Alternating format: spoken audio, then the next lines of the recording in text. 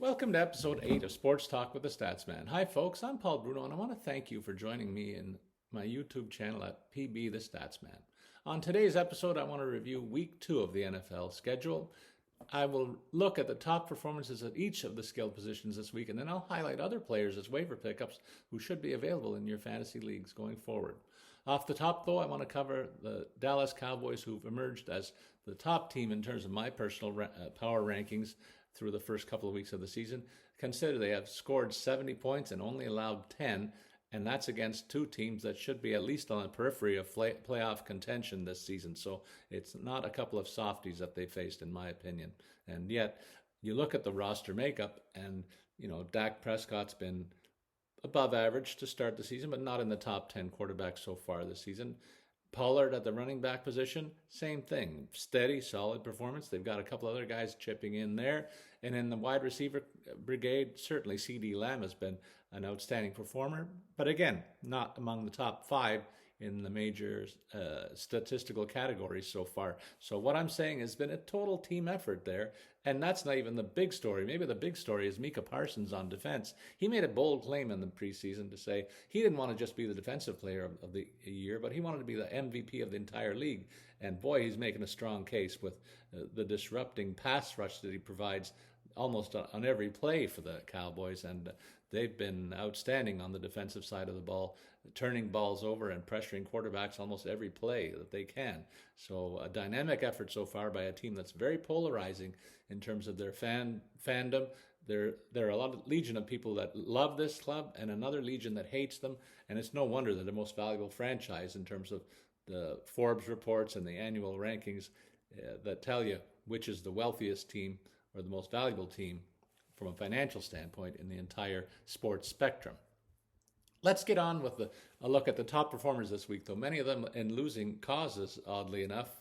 Maybe it's a case of teams playing catch-up and quarterbacks throwing the ball all over the field in some desperate attempts to get back in games. A couple of those, though, turned out well in the first 2 weeks, not the least of which is Daniel Jones and the New York Giants. He led all quarterbacks this past Sunday with 36 fantasy points and a comeback win over Denver with 321 passing yards and 2 TD passes, along with 59 yards and 1 rushing TD on 9 forays along the ground.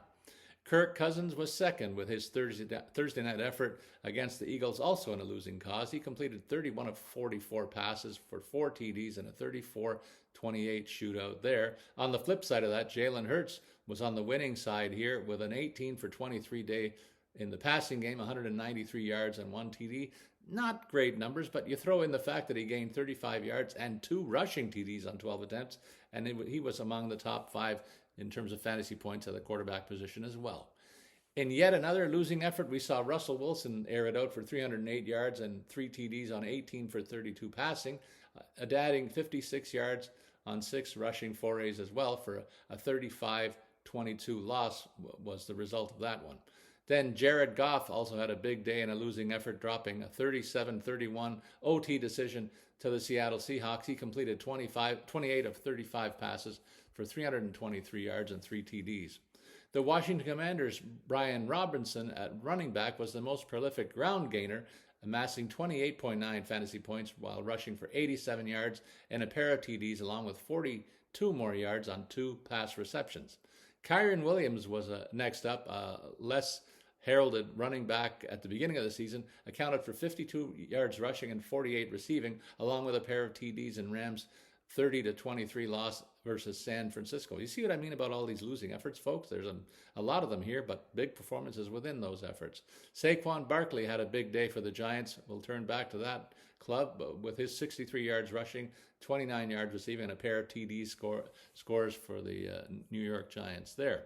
DeAndre Swift starred in that Thursday night tilt, rushing 28 times for 175 yards and a TD. That was the largest total on the ground game on the week, adding 3 receptions for only 6 yards. But if you're in a PPR league, those 3 receptions add up to points too. Miami held on to defeat the Patriots behind a big night from running back Raheem Mostert, who ran 18 times for 121 yards and a TD and catching 1 pass for 6 more yards. Keenan Allen led all receivers with 31.1 fantasy points this week, hauling in 8 grabs for 111 yards and 2 TDs, While Cooper Kupp was sidelined, Puka Nakua has been a real revelation for the Rams, catching 15 balls. That's the highest total on the week for 147 yards and adding 4 yards on 2 rushing attempts this week, rewarding owners who picked him up on waivers after week 1. Mike Williams continues to be Mr. Consistency among wide receivers as he hauled in 6 receptions for the Buccaneers and turned that into 171 yards and a 1 TD score, albeit in a losing effort against the Bears. A winning effort. Well, a rare winning effort. How about that? So I was all set to say losing effort again, but there you go. T. Higgins was a bright spot for the Bengals with 8 catches for 89 yards and a pair of TDs in a 27-24 loss to the Ravens. Nico Hollins was featured in the Houston attack. This is not a team that's going to be in the playoff hunt, but they do have a couple of guys that should be factors in fantasy, and Hollins is one of those, turning 7 catches and 146 yards and a TD into a big effort, despite yet another losing situation, 31-20 to the Colts. At the tight end position, TJ Hawkinson is really making a case as one of the top players at that position, joined along with Hunter Henry and Evan Engram, who have been solid contributors in each of their first 2 games. Those are 3 tight ends that maybe weren't ranked with some of the name recognition guys like Kelsey at the beginning of the season. Hawkinson might have been, but the other 2 certainly not. But for my money, those should be considerations if you're looking for help at that position. We'll get into more of those now with a look at the waiver wire upgrades that you need to consider. If you lost Aaron Rodgers from your lineup in week 1, I had him as my quarterback 2 in one of my lineups. I turned to Brock Purdy of the Niners, but Pat's Mac Holmes and Commanders Sam Howell are also ranked in the top 10 of fantasy quarterbacks so far through 2 starts. And so there's help there if you're looking for a QB. Maybe not the first. All the top guys are still healthy, so there's 12 good ones out there. So you probably have one of those. But if you're looking for backups, there are some good options, as I noted here. At the running back position, with questions around the health of Aaron Jones and Austin Eckler, 2 of the bell cows in the NFL, Ravens' Gus Edwards has emerged as a go-to guy. I wanted to wait a week before I committed to him, but I see him being the guy that carries the mail for the Ravens going forward. And the Bills' Latavius Murray is a guy who should fill his stat sheet with the Bills going forward. They'll use him certainly in the running game, but a little bit out of the backfield in the passing game as well. They've got Cook there as the number 1 guy, but he's not too experienced. So good to have a veteran in tow and somebody to consider if you're looking for help in the running game there.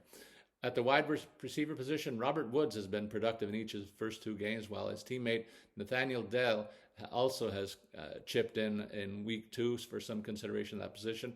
Brandon Johnson caught a Hail Mary pass to pad his stats for the Broncos, and he had a big effort besides that in week 2. So there's 3 names that you can look at the wide receiver position. In addition to the tight ends that I mentioned before, Kyle Granson of the Colts and Washington's Logan Thomas are 2 guys that are also considerations at that position. And we have a pair of divisional tilts in Monday night action this week that we can look at for a moment before we sign off. I look at the Saints visit with Carolina tonight, and I think they should have the upper hand based on the quarterbacking edge that I see. A veteran, Derek Carr, should have a big game here, and I've noted before, this is a guy who likes to throw the ball all over the yard, so you can pencil him in for a 300-yard effort in this one, I think, along with a couple of TDs passes at least.